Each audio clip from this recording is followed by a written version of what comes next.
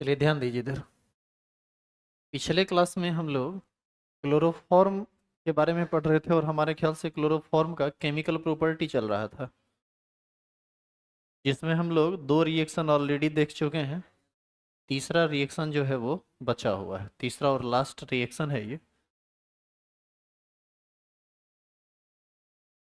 आप याद कीजिए, पहला रिएक्शन था ऑक्सीजन गैस के साथ सूर्य के प्रकाश की उपस्थिति में।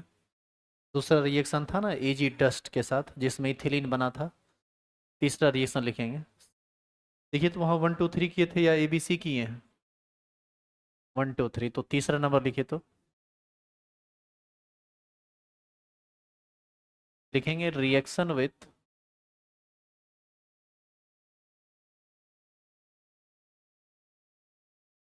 1 डिग्री एमीन।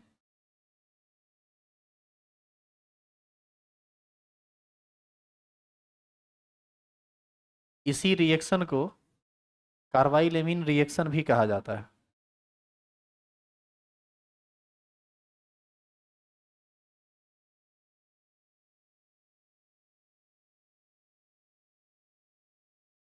बताइए किसका रिएक्शन किसके साथ हम देखने वाले हैं? क्लोरोफॉर्म का रिएक्शन 1 डिग्री एमीन के साथ। नीचे एरो दीजिए, लिखिए। आप लोग निकलिए ना, आप लोग का तो हो गया टाइम में। जाइए जाइए बाहर, क्लास बारिश छुट्टी हुई है, निकलिए जल्दी। ऐसे भी आपको यहाँ नहीं बैठना है। 12th वाले जो इंग्लिश मीडियम के लोग हैं, जाइए ऑफिस में, या तो बैठी नहीं तो बाहर में जाके बैठी।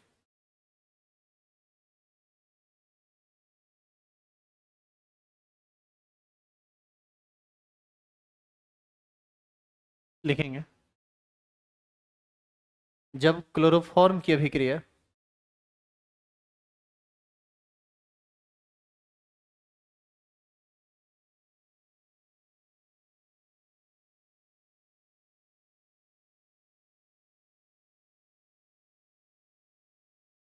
जब क्लोरोफॉर्म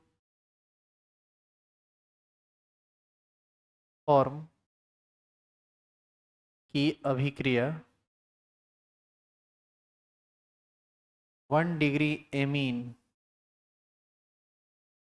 के साथ प्रबल क्षार जैसे NaOH या KOH की उपस्थिति में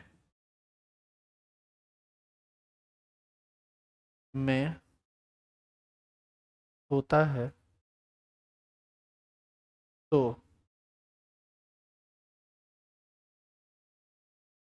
एल्काइल आइसोनाइट्राइल का निर्माण होता है। तो एल्काइल आइसोनाइट्राइल का निर्माण होता है।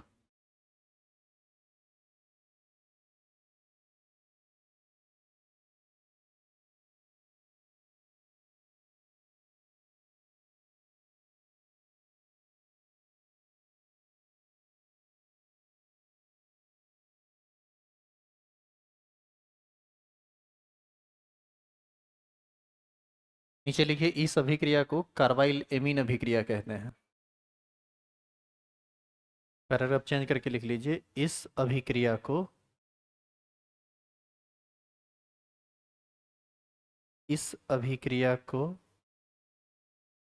कार्बाइल एमीन अभिक्रिया कहते हैं।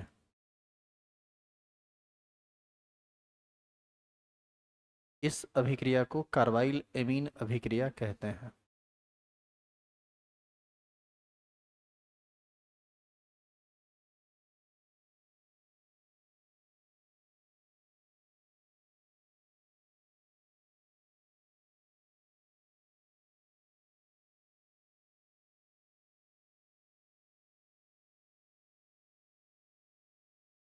अभी आप सिर्फ इसको लिखे हैं, समझे कुछ नहीं है। अब आप एक एक करके सारी बात को समझिए। देखिए इधर लिखा हुआ हो गया था ना पीछे, साथ साथ लिखिए भी आप लोग, जो कि बहुत भारी चीज नहीं है, आसान चीज है। एक बात बताओ, RnH2 क्या ये 1 डिग्री अमीन है? इसी का रिएक्शन आप करा दो किसके साथ, क्लोरोफॉर्म के साथ। फॉर्मूला क्या होता है, CHCl3। इसी को हम बोलते हैं क्लोरोफॉर्म। इसकी उपस्थिति में किसी प्रबल क्षार जैसे NaOH या KOH, जैसे NaOH ले लीजिए, 3 मॉलिक्यूल रिएक्शन में इन्वॉल्व होता है। और ये प्रोडक्ट कैसे कैसे बनाता है और क्या क्या बनाता है, ये थोड़ा मैटर करता है। थोड़ा ध्यान से पहले सुनिए, समझिए इसको। NaOH कैसे टूटेगा, Na+ में और OH- में। यहाँ पर CH के साथ कितना Cl है, 3। तीनों Na+, तीनों Cl को माइनस के रूप में वहां से निकाल देगा। एक स्टेबल मॉलिक्यूल NaCl का फॉर्मेशन होगा कितनी संख्या में, 3 की संख्या में। यानी यहाँ से एक प्रोडक्ट बनेगा 3 NaCl। और सुनिए, यहाँ से कितना OH- फ्री हुआ है, 3 OH-। ये 3 OH-, एक इस हाइड्रोजन के साथ और 2 इस हाइड्रोजन के साथ, यानी टोटल 3 हाइड्रोजन के साथ 3 OH- मिलके 3 H2O मॉलिक्यूल का निर्माण करेगा। तो यहाँ से ये बन जाएगा 3 H2O। और बचा क्या क्या, R जैसे था वैसे रह गया, R के साथ N जैसे था वैसे रह गया, और ये C ही ना बचा हुआ है। तो R के साथ जुड़ जाता है कौन चीज़, C। तो इसको हम लोग बोलते हैं RNC। और आप याद कीजिए, CN फंक्शनल ग्रुप को नाइट्राइल कहा जाता है, जबकि NC फंक्शनल ग्रुप को आइसोनाइट्राइल कहा जाता है। तो इसका नाम हो जाएगा एल्काइल आइसोनाइट्राइल। और जानिए, एल्काइल आइसोनाइट्राइल को ही कार्बाइल एमीन कहा जाता है। यानी कार्बाइल एमीन का ही ना निर्माण हो रहा है। इसीलिए इस अभिक्रिया को किस नाम से जाना जाता है, कार्बाइल एमीन रिएक्शन के नाम से, यानी कार्बाइल एमीन अभिक्रिया के नाम से जाना जाता है। अब बताइए, इसमें यदि हम एक एग्जाम्पल लिखना चाहें तो क्या करेंगे, आर की जगह CH3NH2 ले लेंगे। इसका रिएक्शन किसके साथ, CHCl3 के साथ। मान लो 3। यदि NaOH नहीं लेना चाहते हो, KOH लेना चाहते हो, तो भी रिएक्शन करेगा। बस एक अंतर आएगा, वहां पर 3 NaCl बना था, यहाँ पर 3 KCl बनेगा। प्रोडक्ट बन जाएगा CH3NC+3KCl+3H2O। आई बात समझ में? तो इस तरह से इसका केमिकल प्रॉपर्टी समाप्त हुआ। अब हम लोग पढ़ेंगे क्लोरोफॉर्म का उपयोग। तो हमारा आगे का टॉपिक है क्लोरोफॉर्म का उपयोग।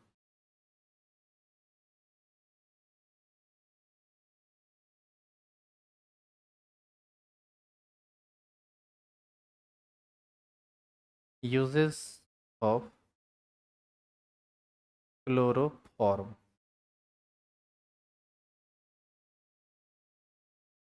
पहले आप यहाँ तक पहुँचिए, फिर आगे बढ़ते हैं।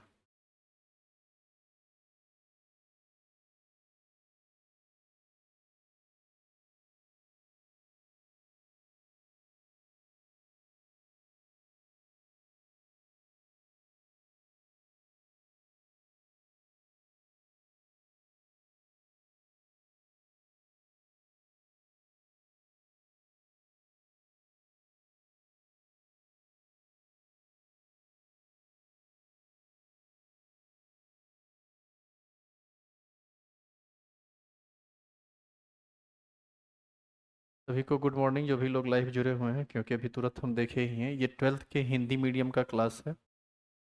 बारिश की वजह से जो भी लोग क्लास नहीं आ पाए हैं, क्लास देख लीजिए या इन्फॉर्मेशन दे दीजिए, शेयर कर दीजिए उनके साथ जो क्लास नहीं आ पाए हैं। दूसरी बात, कुछ लोग शिकायत कर रहे हैं कि सर वीडियो कंप्लीट नहीं आ रहा है। मैं एक बार फिर से चेक कर ले रहा हूँ, वीडियो सच में कंप्लीट नहीं आ रहा है। वैसे एक बार बाकी लोग बताइए, सब कुछ सही है? जो लोग लाइव जुड़े हुए हैं, मैं उनसे कह रहा हूँ।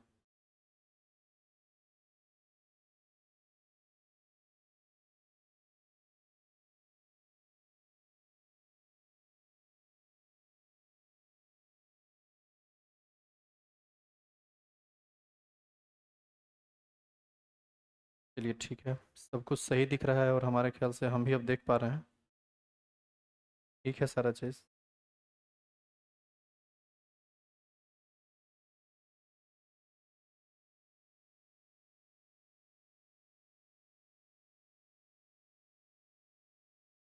थोड़ा सा बस कॉर्नर कटा है, कॉर्नर में इनिशियल के बाद 3H2O लिखा हुआ है।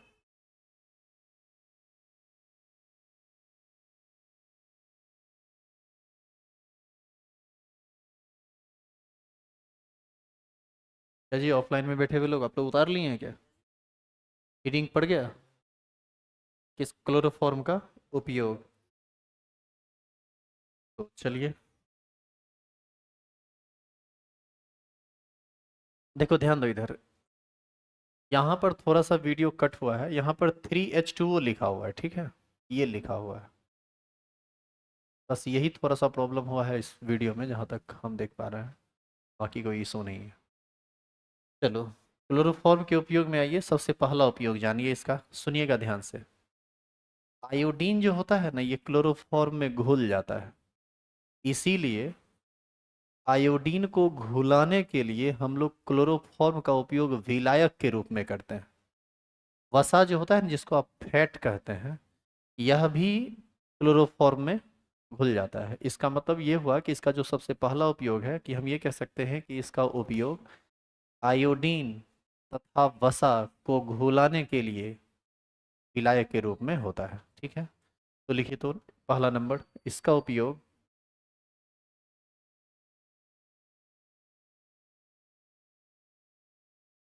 इसका उपयोग वसा तथा आयोडीन को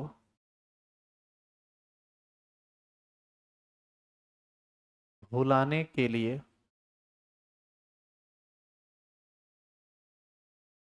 विलायक के रूप में होता है, पहला। दूसरा खतरनाक वाला उपयोग तो पिछला दिन हम आपको बताए थे ना, ट्रेन में इसी को न सूंघा के लूट लेता है। तो बताइए इसका उपयोग किस रूप में होगा?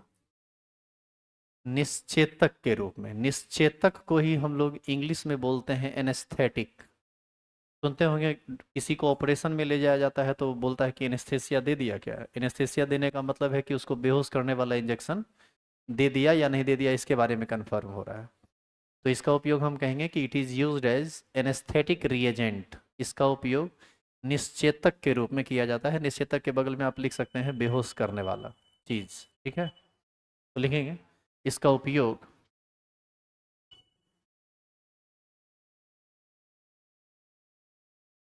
इसका उपयोग निश्चेतक, इंग्लिश में इसको बोलते हैं एनेस्थेटिक।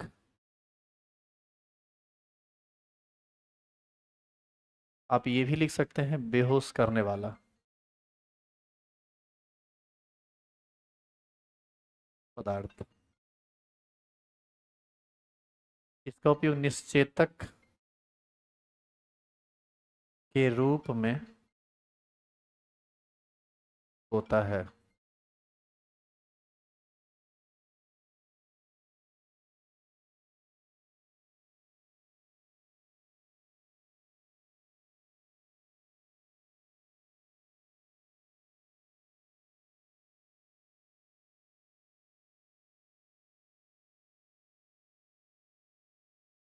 तीसरा जो है वो है इसका उपयोग प्रशीतक, समझते हैं आप? प्रशीतक, जितना भी ठंडा करने वाला डिवाइस होता है ना, जैसे एसी, फ्रिज, उस सब में इसका उपयोग होता है। टेट्राफ्लोरोकार्बन को टेट्राक्लोरोफ्लोरोकार्बन को बनाने में इसका उपयोग किया जाता है। इसका उपयोग प्रशीतक, इसको इंग्लिश में बोला जाता है रेफ्रिजरेंट। अच्छा, रेफ्रिजरेटर समझते हो? रेफ्रिजरेटर इसको बोलते हैं, फ्रिज को ही ना बोलते हैं। उसी से ना बना है रेफ्रिजरेंट से ही बना है रेफ्रिजरेटर, ठंडा करने वाला चीज। रेफ्रिजरेंट के रूप में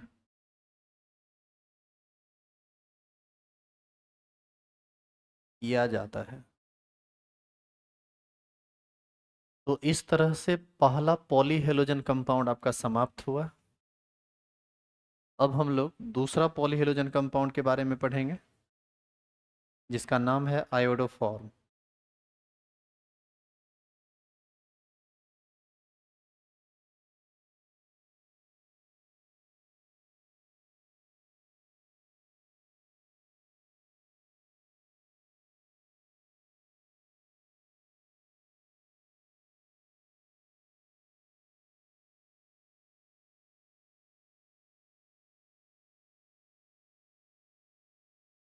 एक स्टूडेंट बार बार बोल रहे हैं सर पूरा नहीं दिखाई देता है। आप एक काम कीजिए, जिनको पूरा नहीं दिखाई दे रहा है अपने मोबाइल के स्क्रीन पर जाइए और इस तरह से कर दीजिए, पूरा दिख जाएगा। आप लगता है जूम आउट किए हुए हैं, पूरा दिखेगा नहीं, दिखाई दे रहा है इसी वजह से। हम अपने सिस्टम में देख पा रहे हैं, मोबाइल सिस्टम हर जगह हम चेक कर लिए, बिल्कुल सही जा रहा है। बच्चा सभी बोल रहा है कि सही आ रहा है, मतलब सही आ रहा है। अब इस पर हम कोई चर्चा नहीं करेंगे, आगे लिखेंगे। दूसरा पॉलीहेलोजन कंपाउंड लिखिए तो। एक बात और, आप जो क्लोरोफॉर्म पढ़े हैं ना, क्लोरोफॉर्म में इस टॉपिक में सबसे ज़्यादा इम्पोर्टेंट है क्लोरोफॉर्म का प्रिपरेशन।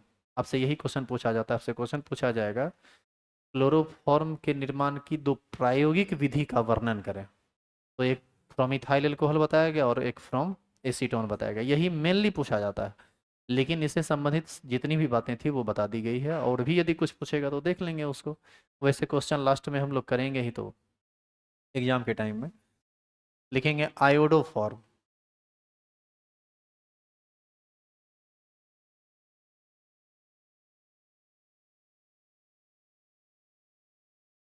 आयोडोफॉर्म,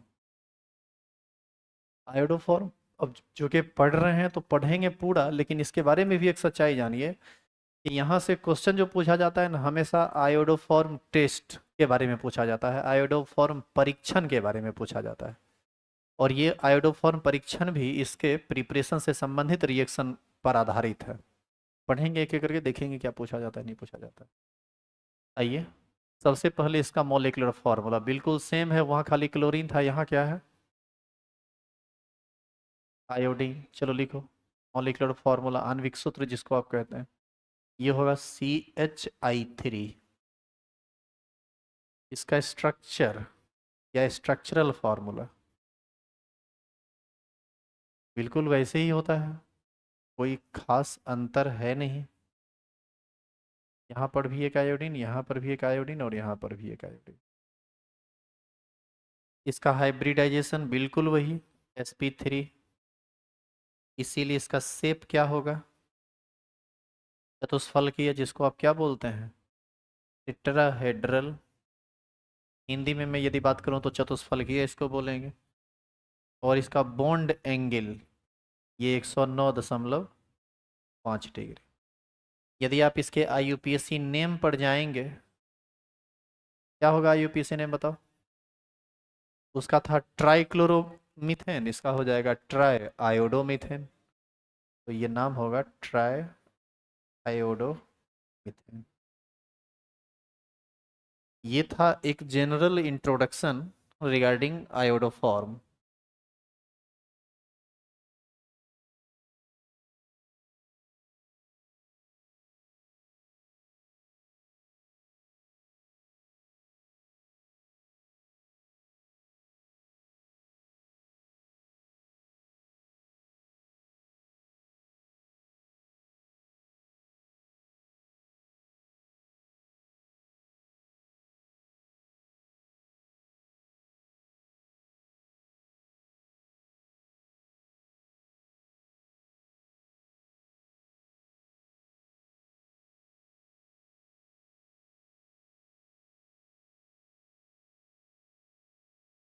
50 साल के बाद तुम लोग।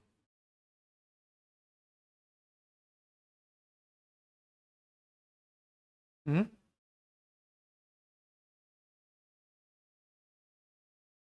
ठीक है, एग्री। और कुछ? लेकिन उसका वाला प्रॉपर्टी हम में कैसे आएगा?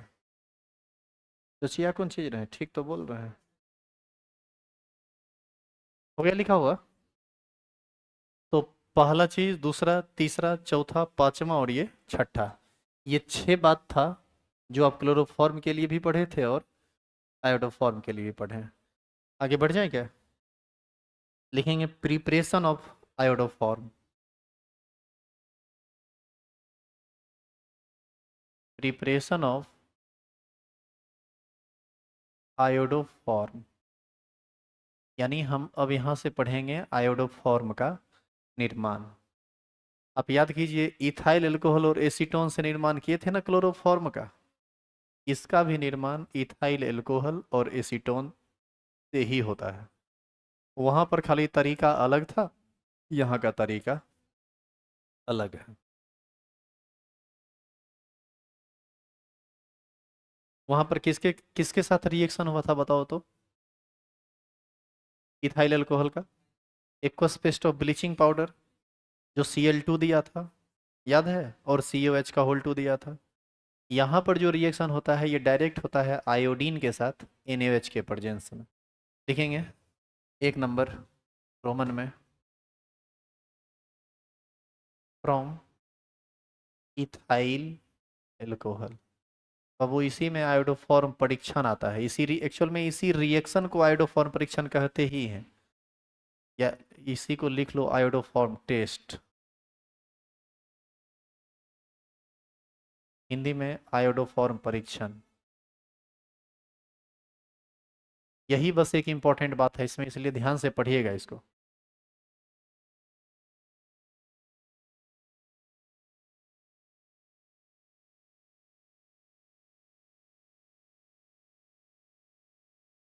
चलिए लिखिए तो। जब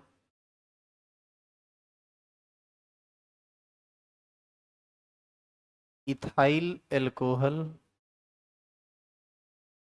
की अभिक्रिया NaOH की उपस्थिति में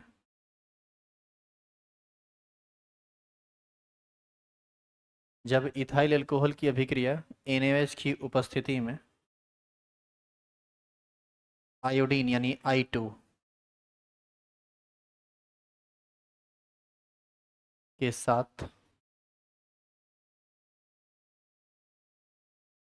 होता है तो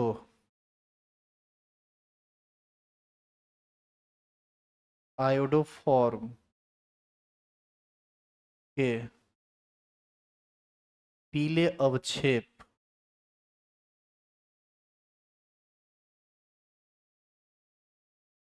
का निर्माण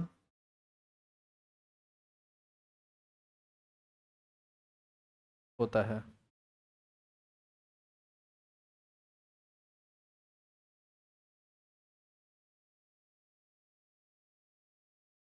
आयोडोफॉर्म के पीले अवक्षेप का निर्माण होता है।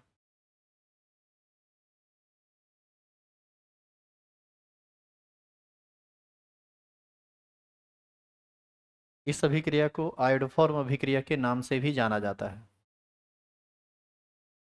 इस अभिक्रिया को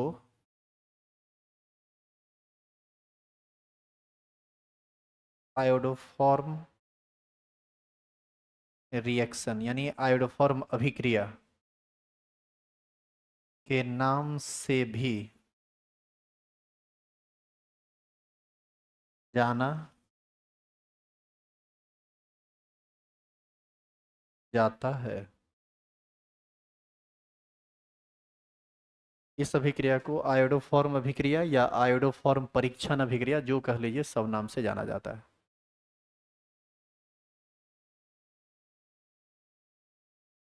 तो ये सुमित कुमार अब बोल रहे हैं कि सर भाई सर मोबाइल चार्ज नहीं है। चलिए आपको हम यहाँ से हटा ही देते हैं, बहुत ज़्यादा नौटंकी आप कर लिए। इस सब मानसिकता को तो अलग करना बहुत ज़रूरी है। दोबारा कभी देख नहीं पाइएगा चैनल पर। हर दम मैसेज किया, कभी बोला कि स्क्रीन पर नहीं आ रहा है, आवाज़ नहीं आ रहा है, मोबाइल चार्ज नहीं है, बाय सर बरसा हो रहा है। दुनिया भर का समस्या इसके साथ लगा हुआ था। इसे ऐसे लोगों को बाहर रखा जाए। हो गया, आगे बढ़ते हैं। इस अभिक्रिया को देखिए, यही सबसे इंपॉर्टेंट है, वीवीए लगा देना इसमें आप। किसी ना किसी तरह से घुमा के इसे क्वेश्चन आता ही है ऑर्गेनिक में, और ऑर्गेनिक में ही ज़्यादा नंबर का पूछा जाता है, तो आने की संभावना भी बहुत ज़्यादा है। वैसे लास्ट में एग्जाम के टाइम में हम आपको ये सब बात एक बार फिर से बताएंगे, और वहाँ पर आपको ये याद रह जाएगा। हो सकता है अभी आप पढ़ाई के वक्त भूल जाएं। चलिए रिएक्शन लिखिए तो हमारे साथ साथ। CH3CH2OH, बताओ यही नहीं था अल्कोहल। इसका रिएक्शन कराना है किसके साथ? I2 के साथ। और क्या साथ में लेना है? NaOH। ये रिएक्शन करके प्रोडक्ट बनाता है, पीला रंग का प्रोडक्ट बनता है CH3। एक्चुअल में CH3 घुलता नहीं है, ये नीचे जाके बैठ जाता है, पीला अवक्षेप। इसी को ना हम लोग इंग्लिश में लिखते हैं येलो पीपीटी। यहाँ पीपीटी का मतलब है प्रीसिपिटेट, और प्रीसिपिटेट का मतलब ही होता है अवक्षेप, वह चीज़ जो रिएक्शन के दौरान नीचे जाके बैठ जाए। ये बनेगा, साथ में बनेगा H2O, और बनेगा NaI, और बनेगा सोडियम फॉर्मेट HCOONA। ये बनता है। अब क्यों इसको हम आयोडोफॉर्म परीक्षण के नाम से जानते हैं, अब इसको भी समझ लीजिए। ये कौन चीज़ लिए हैं आप? Ethyl alcohol. अच्छा आप याद करो करो कि क्लोरोफॉर्म को बनाने का दो विधि बताए थे, एक इथाइल अल्कोहल से और एक एसीटोन से। तो याद है कि बताया गया था कि आपको कि ये एक कॉम्प्लेक्स रिएक्शन है, कई स्टेप में होता है। याद है 4 स्टेप में जाके रिएक्शन हुआ था। ये रिएक्शन भी कितने स्टेप में होता है? ये रिएक्शन भी 4 स्टेप में होता है, मतलब ये एक स्टेप का रिएक्शन नहीं है। लेकिन ओवरऑल आपको ये रिएक्शन हर हाल में याद रखना है, क्योंकि आयोडोफॉर्म परीक्षण का रिएक्शन है। अब ये बार बार हम वर्ड बोल रहे हैं कि आयोडोफॉर्म परीक्षण का रिएक्शन है, इसका मतलब क्या है आप ये समझो। इसी रिएक्शन में यदि आप इस इथाइल अल्कोहल के जगह ले लो कौन चीज? Methyl alcohol.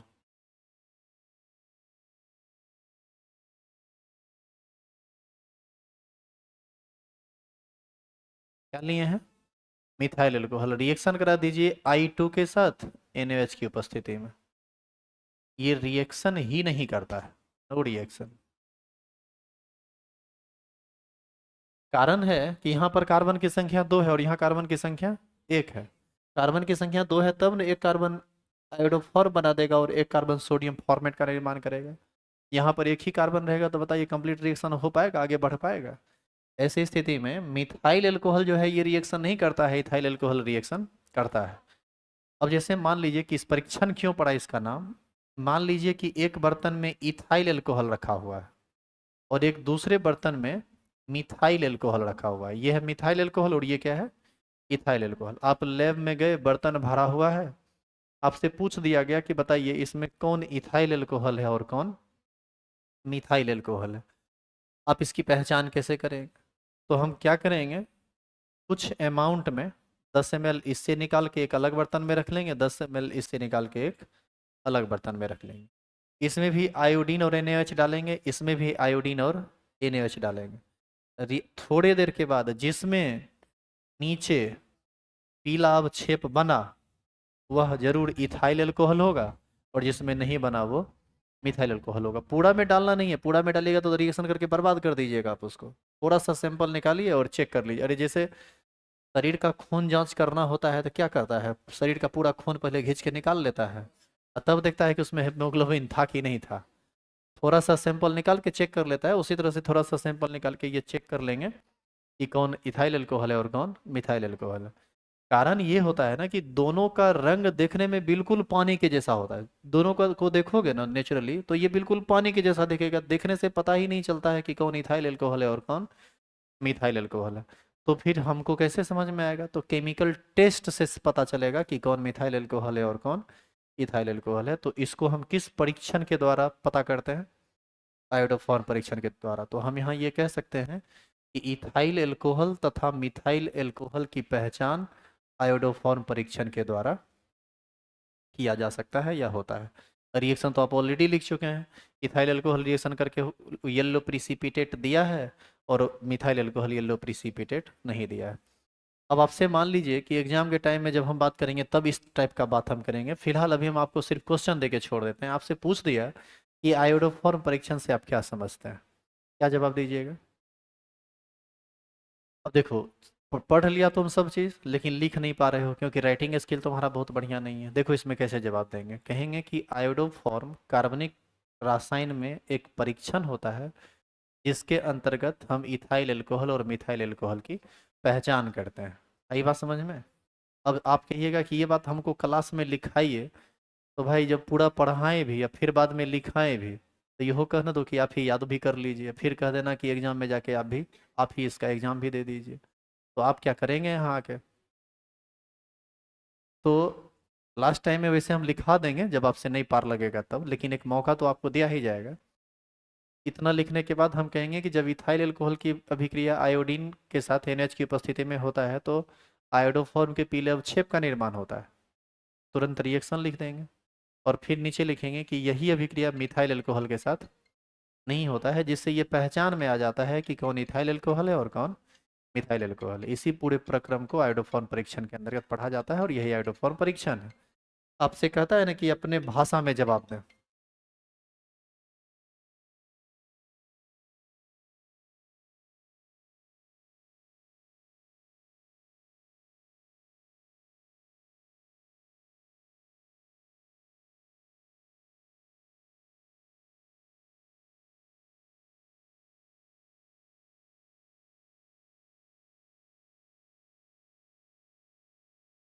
हाँ, तो लिख लीजिए।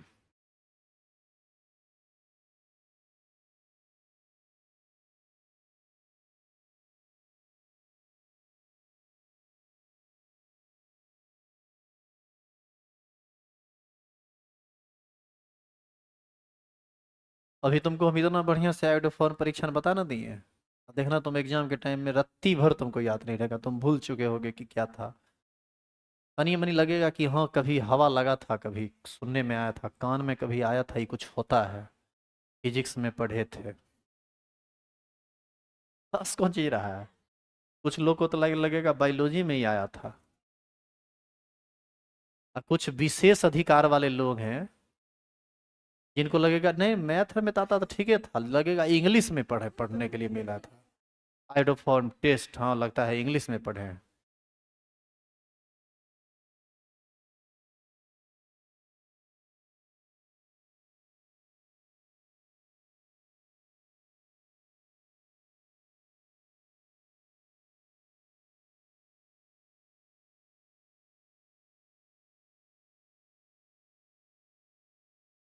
11th वाला क्लास आज ही बंद है, मंडे से रेगुलर चलेगा।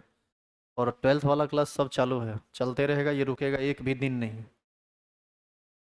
एग्जाम रहेगा तो आप देख लीजिएगा, यूट्यूब पर हम सारा वीडियो पब्लिक कर देंगे।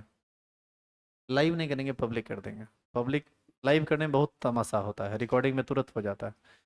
दिखता नहीं है कभी सुमित कुमार जैसे लोग 18 बार बोलेंगे, अभी स्क्रीन छोटा हो गया, तिरछा हो गया, उड़ रहा है, आवाज नहीं आ रहा है, मोबाइल डिस्चार्ज हो रहा है, लाइन नहीं है।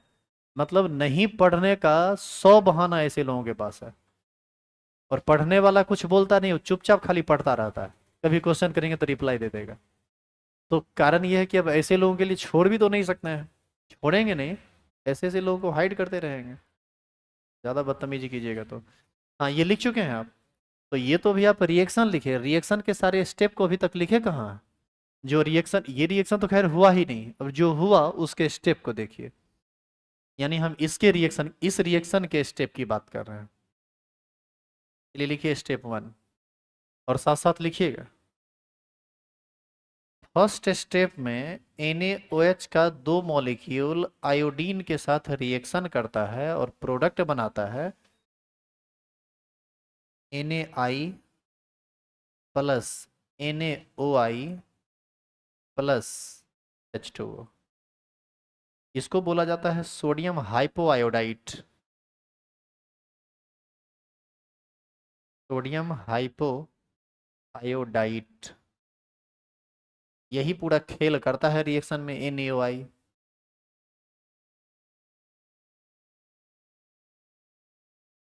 तो ये था स्टेप नंबर 1।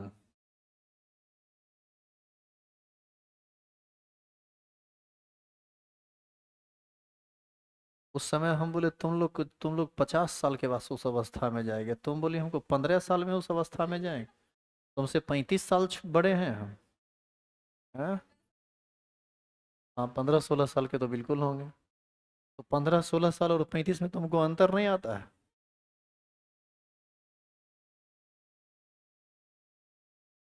हो गया पहला स्टेप। और कितने सीनियर हैं गिन लीजिए, 2008 में हम मैट्रिक किए थे, उस हिसाब से ईयर निकाल लीजिए।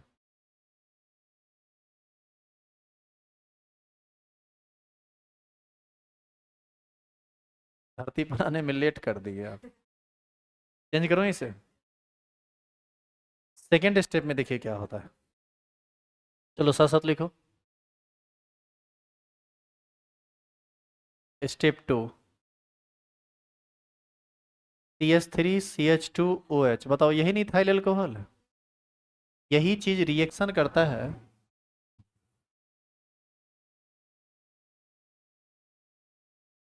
NaOI के साथ। NaOI, और इसके साथ रिएक्शन करके ये कन्वर्ट करता है CH3 डबल बॉन्ड OH में। साथ साथ एक प्रोडक्ट बनता है NaI, और एक प्रोडक्ट बनता है H2O। बताइए ये एसिटल्डिहाइड है। रिएक्शन कैसे कैसे हुआ है थोड़ा इसको देखेंगे। देखो, यदि यहाँ पर हम चाहते हैं कि C डबल बॉन्ड O बन जाए जैसे कि वहाँ बना है, तो एक हाइड्रोजन यहाँ से और एक हाइड्रोजन यहाँ से निकलेगा, तभी नहीं ये पॉसिबल। तो एक हाइड्रोजन ये और एक हाइड्रोजन ये निकला, तो कार्बन और ऑक्सीजन के बीच कैसा बॉन्ड बन गया? डबल। और इस कार्बन पर एक हाइड्रोजन रह न जाएगा? तो इस कार्बन के साथ एक हाइड्रोजन रह गया, एक बन गया C डबल बॉन्ड O, और इधर CH3 जैसे था वैसे रह गया। ये दो हाइड्रोजन इस ऑक्सीजन के साथ मिलके क्या बना दिया? H2O। Na प्लस और I माइनस आपस में मिलके क्या बना दिया? NaI। और ये क्या बन गया? एसिटल्डिहाइड। यानी ये ऑक्सीडेशन का प्रोसेस है, इससे हाइड्रोजन निकला है और एसिटल्डिहाइड का निर्माण हुआ है। सेकेंड स्टेप ऑक्सीडेशन वाला था। अब आइए स्टेप नंबर थर्ड पर। थर्ड स्टेप में वो जो CH3 है, sorry C double bond OH, ये रिएक्शन करता है 3 मॉलिक्यूल NaOI के साथ। कितने मोल? NaOH नहीं, NaOI के साथ। और ये आएगा कहाँ से? इस रिएक्शन को आप रिपीट कराते रहिए, NaOI बनता रहेगा। देखो ये रिएक्शन करके क्या बनाता है, ध्यान देना इधर। यहाँ से NaOI से 3 मॉलिक्यूल से 3 I निकलेगा, 3 हाइड्रोजन को रिप्लेस करेगा ये। 3 हाइड्रोजन को रिप्लेस करेगा, तो बताओ यहाँ पर याद है उस केस में 3 को Cl जुड़ गया था, इस केस में 3 आयोडीन जुड़ जाएगा। ई डबल बॉन्ड OH जैसे है वैसे रह जाएगा। और वहां से निकला कौन है? 3 हाइड्रोजन। आप याद कीजिए उस केस में 3 हाइड्रोजन 3 Cl के साथ मिलकर 3HCl बना दिया था। यहाँ पर I निकलेगा और O के जगह पर H आ जाएगा, तो 3H नहीं सेट कर जाएगा? अरे 3 I निकला है ना 3 मॉलिक्यूल से, तो तीनों मॉलिक्यूल में एक एक H सेट हो जाएगा, तो कितना NaOH बन जाएगा? 3NaOH। और यही 3NaOH ये दोनों आपस में रिएक्शन करके फाइनल प्रोडक्ट का निर्माण देता है, यानी स्टेप नंबर 4। स्टेप नंबर 4 में ये CI3 C double bond OH ये रिएक्शन करता है NaOH के साथ, और प्रोडक्ट बनाता है CHI3 प्लस HCOONA। इसी को हम बोलते हैं सोडियम फॉर्मेट।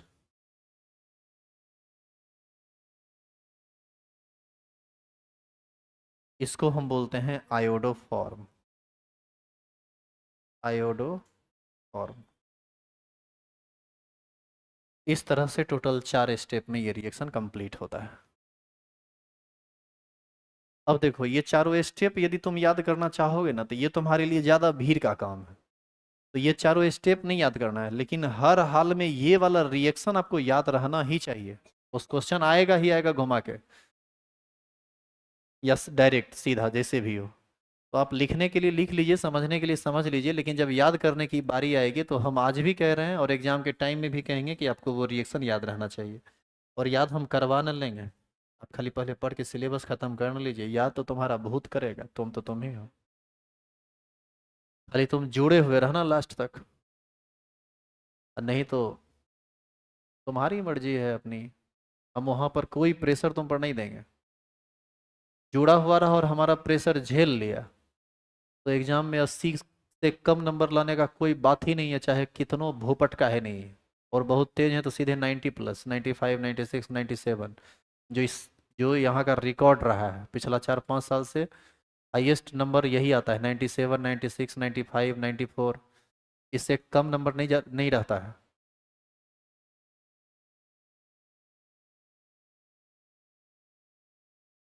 इस बार भी उम्मीद तो हम कर ही सकते हैं और व्यवस्था वही दिया जाएगा, इस बार तो उससे भी टाइट व्यवस्था रहेगा पिछला बार से भी। क्या है कि इस बार काम बहुत ज़्यादा चल रहा है, जो कि आप देख रहे हैं ऑफिस में रोज़ का रोज़ टाइपिंग चल रहा है, कंटेंट को और बहुत ज़्यादा बढ़ा दिया गया। रीज़न है कि एग्ज़ाम आपका होगा टाइट, आपको सही तरह से दुरुस्त नहीं किया गया ना, तो फिर परेशानी आपकी बहुत बढ़ने वाली है। इसलिए हमको टेंशन है इस बात का, आप भी टेंशन लीजिए, कैसे आपको ट्रेंड किया जाए ताकि आपको परेशानी ना हो, इस बात के लिए हम सोच रहे हैं, आप भी सोचिए। आपको सोचना वोचना कुछ नहीं, आपको जो कहेंगे सो कीजिए बस।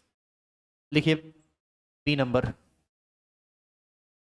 बी नंबर है या 2 नंबर? लिखिए, फ्रॉम एसीटोन।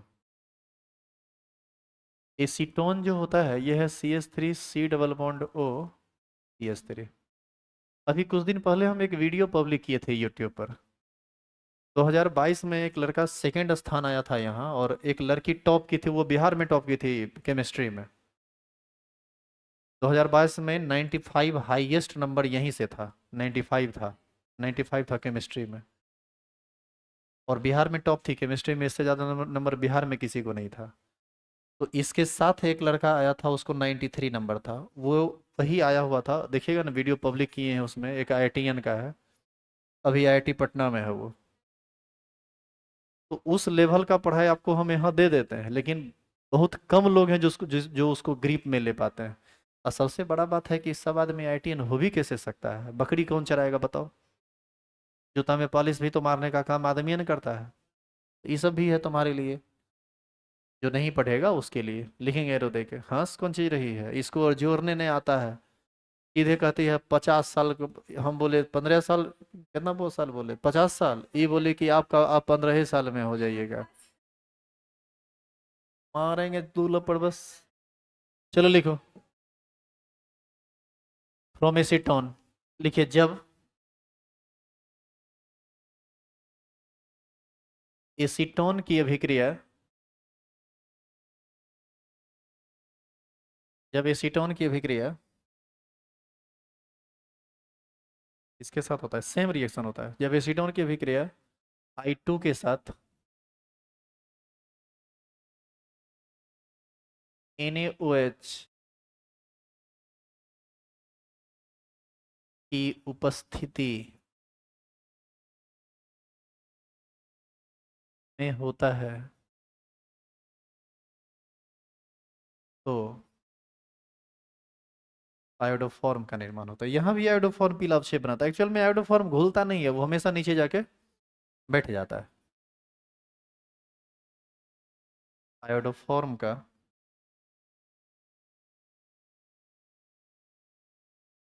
निर्माण होता है। रिएक्शन लिख लीजिए,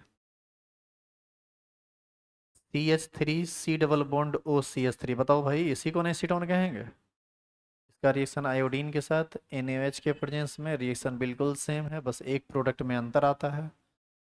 ये बना देगा CH Cl3, ये भी नीचे जाके बैठ जाएगा, येलो प्रिसिपिटेट बनाएगा, प्लस Na+H2O प्लस। बस यहीं पर एक अंतर आता है, वहां पर बना था सोडियम फॉर्मेट, यहाँ पर बनता है सोडियम एसीटेट। CH3COONA, वहां पर क्या बना था HCONA, यहाँ क्या बना CH3CONA।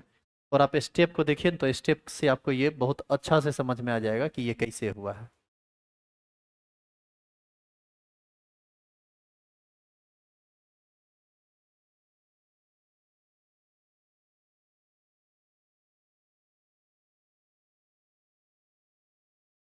आप याद कीजिए क्लोरोफॉर्म के निर्माण में इथाइल अल्कोहल का 4 स्टेप था, जबकि एसीटोन का स्टेप मात्र 3 था। एकदम सेम वैसे ही यहाँ भी है, यहाँ भी बस 3 स्टेप में काम खत्म हो जाएगा। चलिए पहला स्टेप सेम उतारिए तो, जो पीछे लिखे थे सेम उतारिए, मतलब समझ में आया कौन सा रिएक्शन। NaOH का I2 के साथ जिसमें बना है NaI, NaOI और H2O। क्या आप इसको उतार चुके हैं? तो हम ला देंगे ये सारा स्टेप वहाँ बोर्ड पर। हो गया ना जी उतारा हुआ ये। देखो यहाँ पर ये जो स्टेप है ना नीचे, सेम यही स्टेप होता है।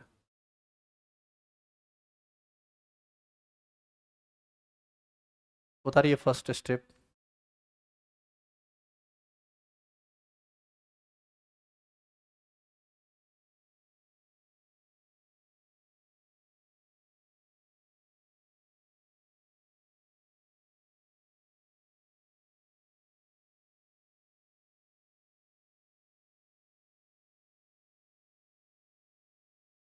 अरे यहाँ पर Cl3 लिखा गया है, Cl3 नहीं होगा ना। तुम लोग क्लास में बैठे हुए रहते हो तो अंधा की तरफ बैठते हो क्या? ये आयोडोफॉर्म है, काहे नहीं टोका? अभी एक लड़का जुड़ा हुआ है ऑनलाइन, ब्रजेश कुमार, वो बोल रहा है कि सर Cl3 लिखे हुए हैं। ये सब तुम लोग को नहीं पता चलता है क्या जी?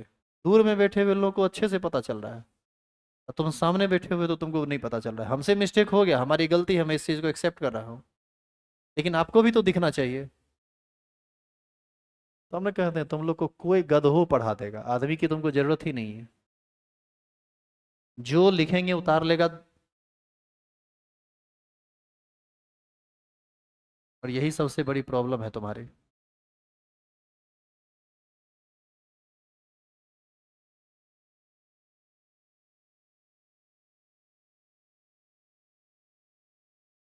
चलिए फर्स्ट स्टेप हो गया।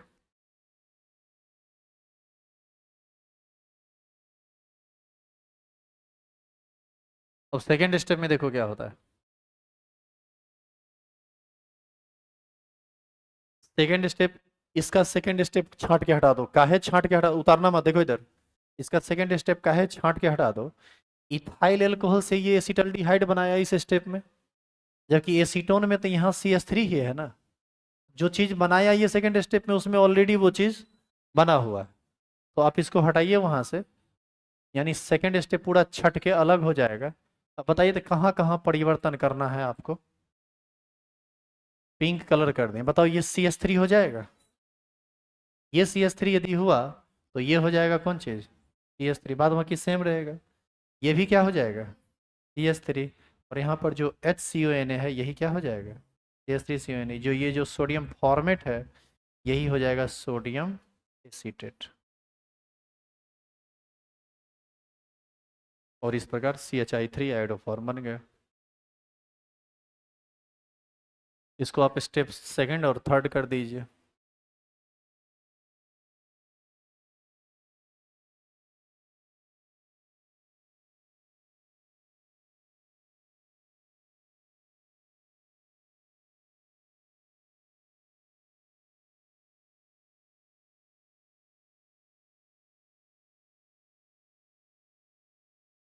इस तरह से इसका प्रिपरेशन समाप्त हुआ। अब स्टार्ट होगा इसका केमिकल प्रॉपर्टीज और इसका उपयोग। बस 2 लाइन का चीज़ है, उसको लिख के ख़त्म कर लीजिए।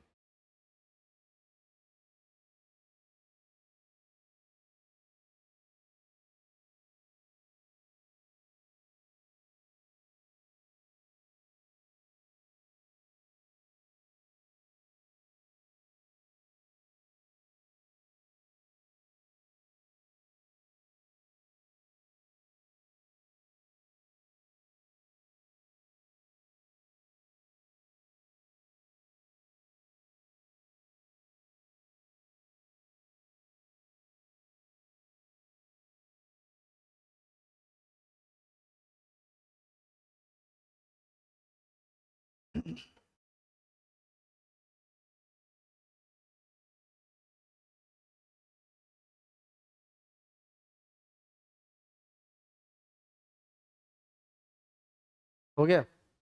लिखिए केमिकल प्रॉपर्टीज ऑफ आयोडोफॉर्म।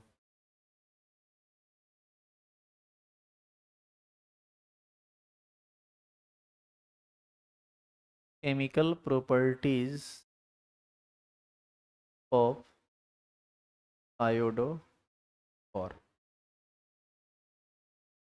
इसमें मात्र दो रिएक्शन है और दोनों रिएक्शन पीछे जो पढ़े हैं उसके जैसा एकदम सेम है। जल्दी से इसको बस उतार लीजिए। Reaction with NaOH। NaOH नहीं, रिएक्शन विथ 1 डिग्री एमीन। अभी आप पढ़े थे कार्बाइल एमीन रिएक्शन, बस सेम वही रिएक्शन। खाली वहाँ Cl था, यहाँ पर आयोडीन।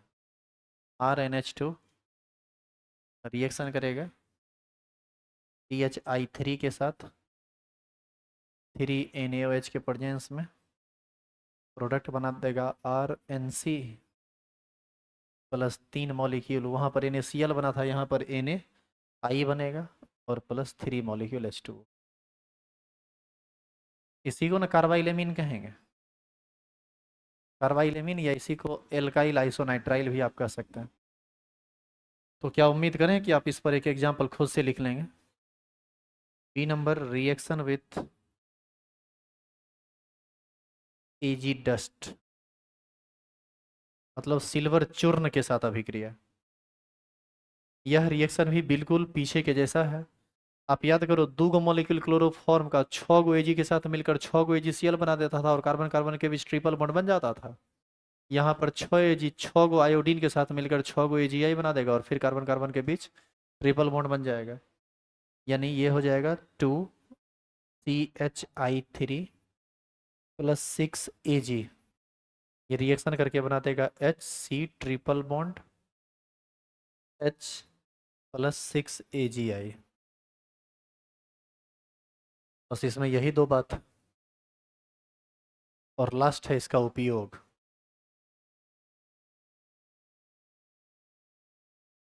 तो यहाँ तक लिखिए आप, और यहीं पर अब छोटा सा जगह में हो जाएगा।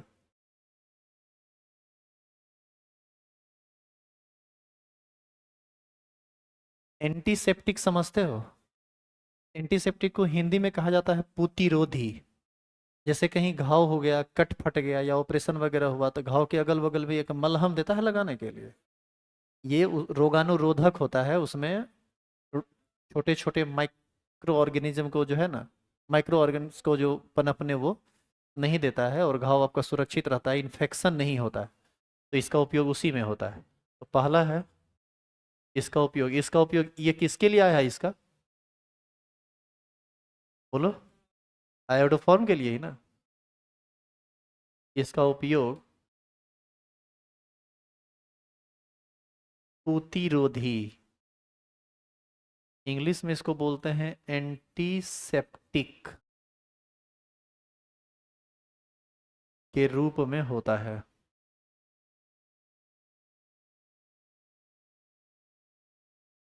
और लास्ट दूसरा, इसका उपयोग दवाई में होता है।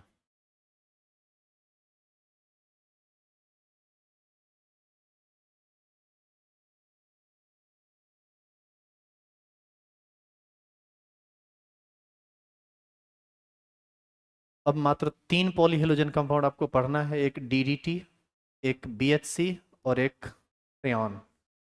इस तीनों के बारे में हम कल पढ़ेंगे। कल 20 से 25 मिनट में ये चैप्टर खत्म हो जाएगा और अगला चैप्टर स्टार्ट हो जाएगा 20-25 मिनट के जस्ट बाद।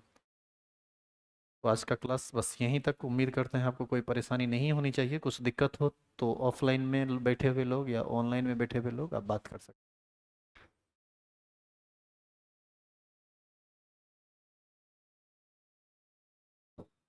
बोलिए जल्दी से, थोड़ा सा टाइम है, जल्दी बोलिए यदि दिक्कत है तो।